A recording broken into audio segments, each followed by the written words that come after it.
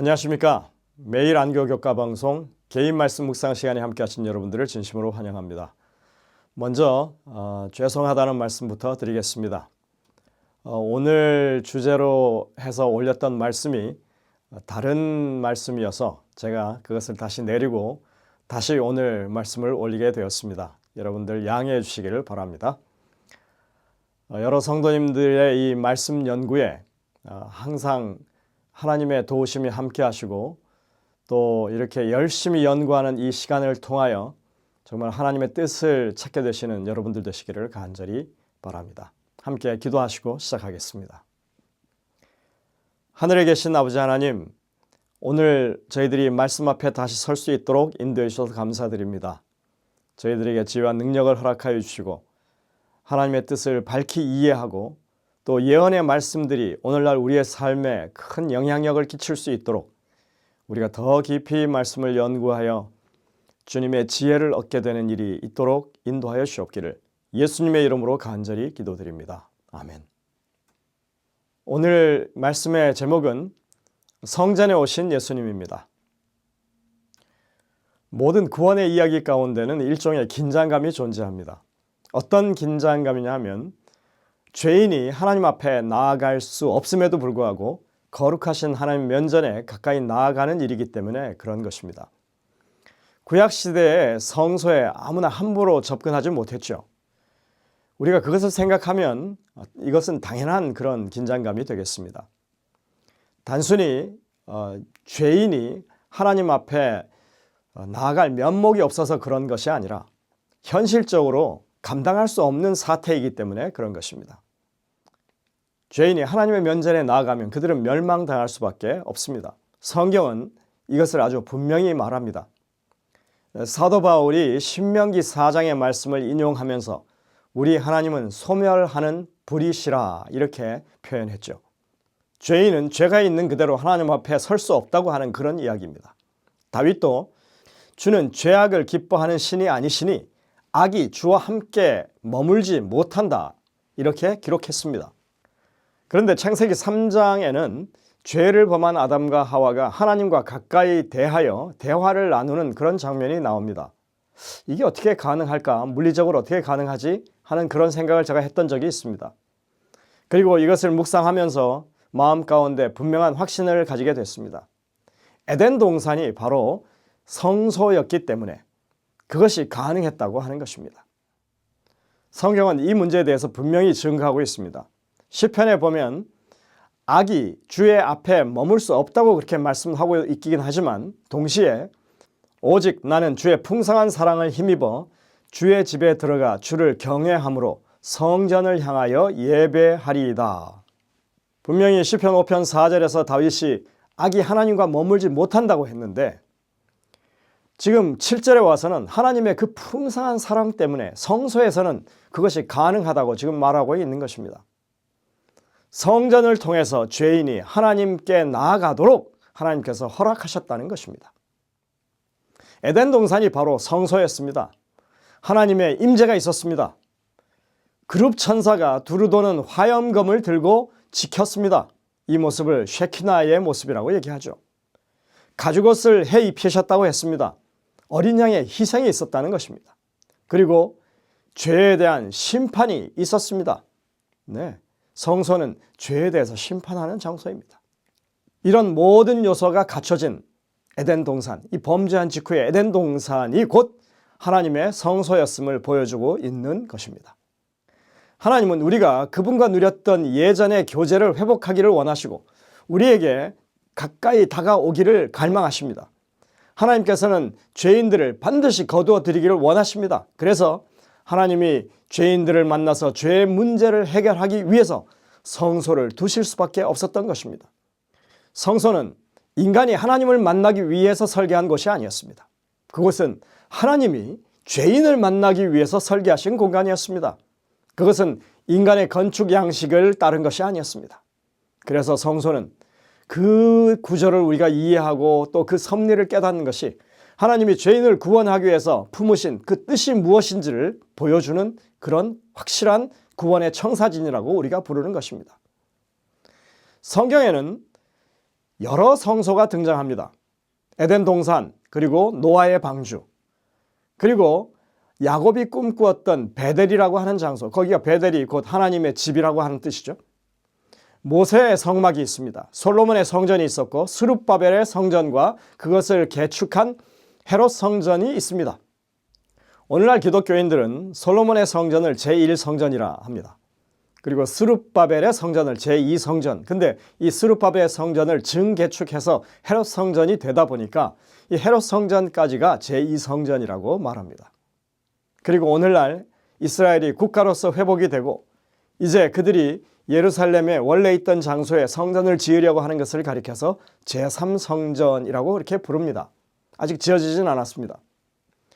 이 제3성전이 지어지는 것을 기독교 안에서는 적 그리스도가 출현하는 그 시점이라고 생각하고 그것에 이어서 이제 지상의 마지막 종말이 일어난다고 그렇게 믿고 있습니다.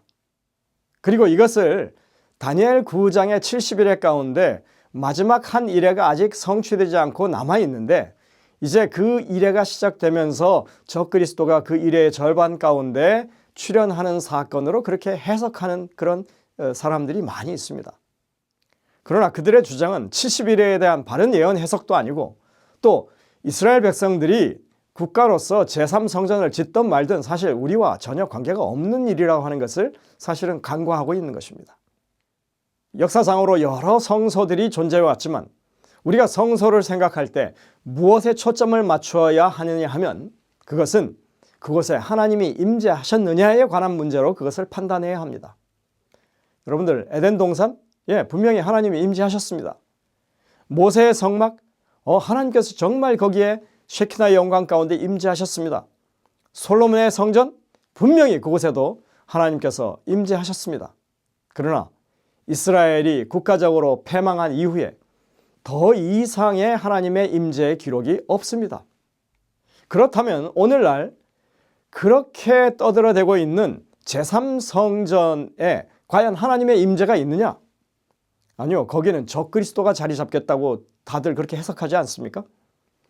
하나님의 임재가 없는 성전은 우리와는 아무런 관계가 없고 우리가 제거할 만한 가치가 없는 것입니다.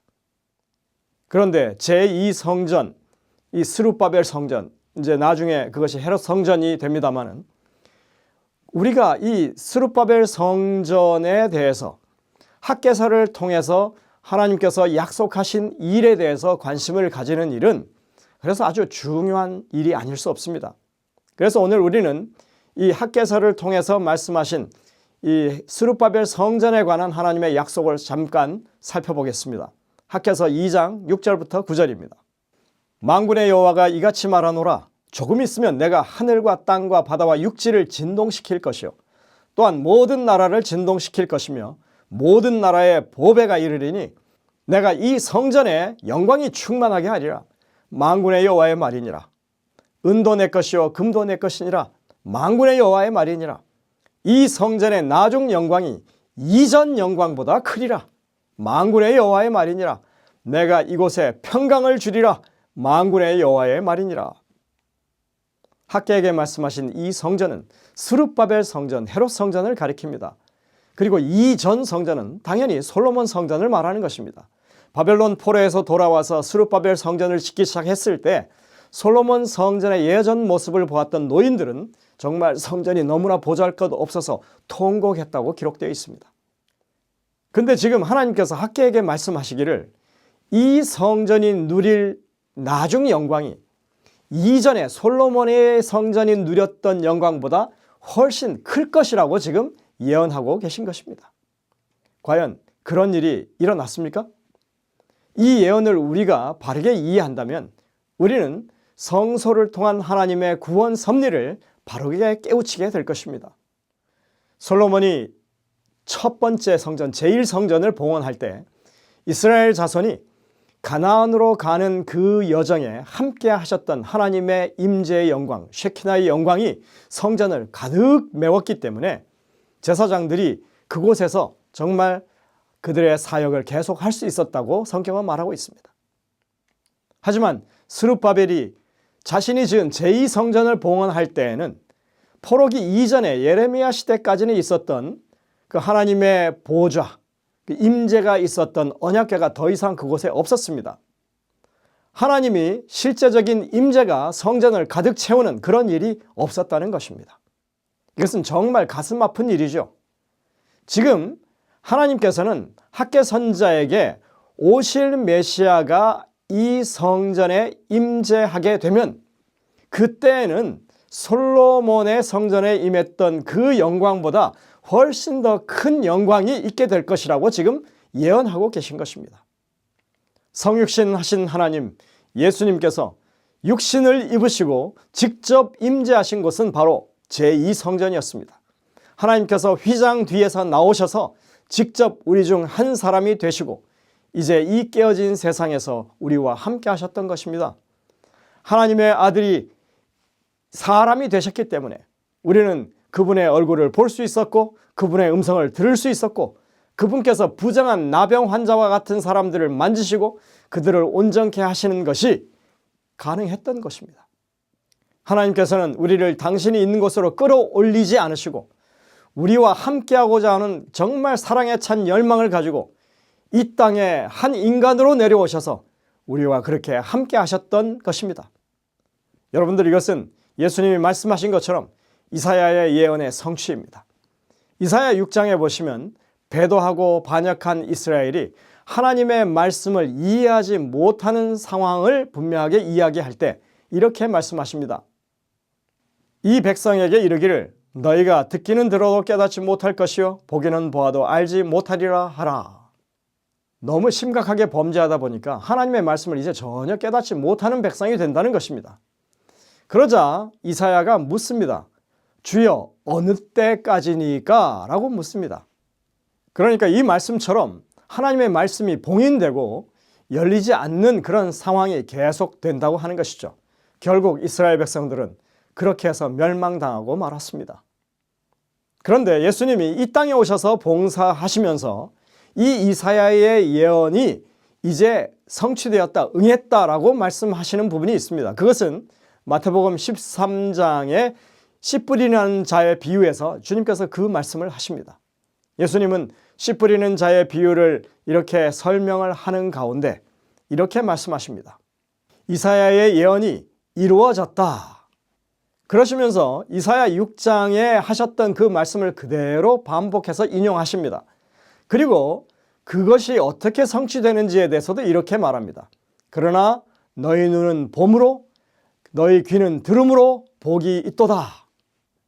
하나님의 말씀을 들어도 봐도 알지 못하겠다고 그렇게 하셨던 것이 언제까지니까 그랬는데 이제 주님은 이 땅에 오셔서 이 비유를 말씀하시면서 이제 너희 눈은 본다, 너희 귀는 듣는다 하시면서 이제 이 봉인되었던 말씀에 대한 이해가 이제 다시 시작되었다고 하는 것을 말씀하고 있는 것입니다.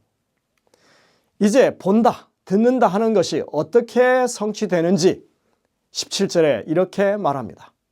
내가 진실로 너희에게 이르노니 많은 선지자와 의인이 너희가 보는 것들을 보고자 하여도 보지 못하였고 너희가 듣는 것을 듣고자 하여도 듣지 못하였느니라. 그런데 너희는 지금 너희 눈으로 보고 있고 너희 귀로 듣고 있지 않느냐? 무슨 말인지 금세가 이해가 되시죠? 구약의 하나님, 계명을 주시고 이스라엘을 구원하신 하나님, 그분이 지금 성육신 하셔서 제자들 앞에서 말씀하고 계시고 그 말씀을 너희가 지금 듣고 있다 이렇게 말씀하시는 것입니다. 지금 제자들이 보고 듣는 이 모든 것이 구약의 그 선지자들이 의인들이 보고 싶어 해도 보지 못했고 듣고 싶어 해도 듣지 못했던 그 하나님의 음성이었다. 하나님의 모습이었다. 지금 그 권능의 하나님이 예수님 자신이 지금 이곳에서 밝히 그것을 말씀하고 있다 하시는 것입니다. 성경에서는 예수님에 대해서 또 이렇게 말합니다. 보라 처녀가 잉태하여 아들을 낳을 것이요 그의 이름은 임마누엘이라 하리라 하셨으니 이를 번역한즉 하나님이 우리와 함께 계시다 함이라. 얼마나 놀라운 일입니까? 우주의 창조자께서 우리 가운데 거하실 뿐만 아니라 우리를 위해서 죽기까지 자신을 그렇게 낮추시고 우리에게 함께 하기 위해서 오셨다고 하는 것입니다. 영감의 교훈의 말입니다. 둘째 성전이 더 영광스러운 이유. 둘째 성전은 여호와의 영광의 구름으로가 아니요 그 안에 신성의 모든 충만이 육체로 거하시는 하나님 곧 육신으로 나타난 바 되신 하나님의 임재로 영광을 받았다. 당신의 지상 봉사의 시기 동안 그리스도께서 몸소 임재하심으로 영광을 받은 이것 때문에 둘째 성전의 영광이 첫째 성전보다 우월했다. 나사렛 사람이 성전 마당에서 가르치시고 병 고치실 때에 만국의 보배는 과연 당신의 성전에 오셨었다. 선지자왕 597쪽입니다. 여러분들, 성소는 건물의 화려함으로 결정되지 않습니다. 그곳에 하나님의 임재가 있느냐 없느냐로 결정됩니다. 예수님이 이 땅에 오신 구원자로서 성소에 가신 것은 그야말로 하나님의 임재, 즉 성소의 영광을 드러내는 엄청난 사건이었습니다. 오늘 우리는 그 사실을 분명히 확인합니다. 하나님은 오늘날에도 여전히 이렇게 성소를 통하여 일하고 계십니다. 이것은 변하지 않는 하나님의 구원 섭리라고 하는 것을 기억하게 되시기를 간절히 바랍니다. 기도하시겠습니다. 하늘에 계신 아버지 하나님, 오늘도 성소에서 주의 백성들을 구원하기 위해서 봉사하시는 주님의 모습을 바라볼 수 있게 해주셔서 감사를 드립니다. 우리의 마음이 주의 임재가 있는 성전이 되게 하여 주시고 하늘 성소에서 여전히 진행되고 있는 주님의 그 구원 사역을 우리가 믿음으로 바라보고 오늘도 주님께 우리의 모든 것을 의지하는 주의 백성들 되게 인도하여 주옵기를 예수님의 이름으로 간절히 기도드립니다. 아멘.